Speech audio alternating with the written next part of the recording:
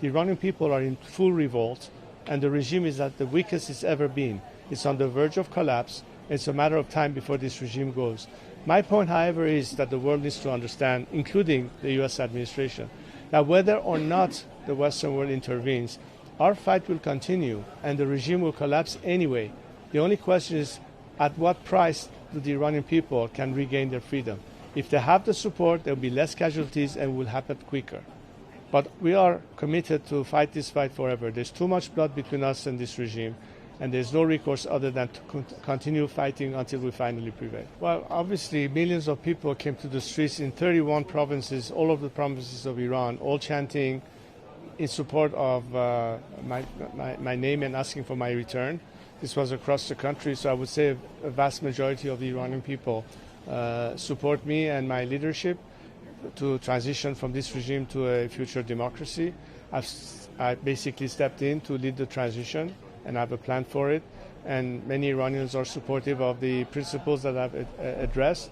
And among them, you will find a very diverse group of people with different political persuasions, but they all believe that we need to be united at this time for this cause of liberation. Every day that goes by, more Iranians are getting killed at the hand of this regime. The intervention is a way to save lives. It's a humanitarian intervention and something that could also lead to our liberation.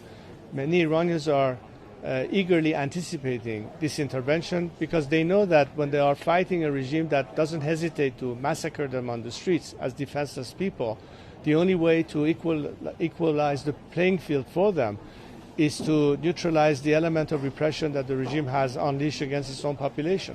So targeting those assets that the regime has is one way to weaken it, make it impossible for them to continue this vicious crackdown on their own citizenry, and that's what the Iranian people need in order to have a fair chance to overcome this regime. In fact, it is a plus for me, the fact that I've never been part of this revolution, nor in any form associated with this regime.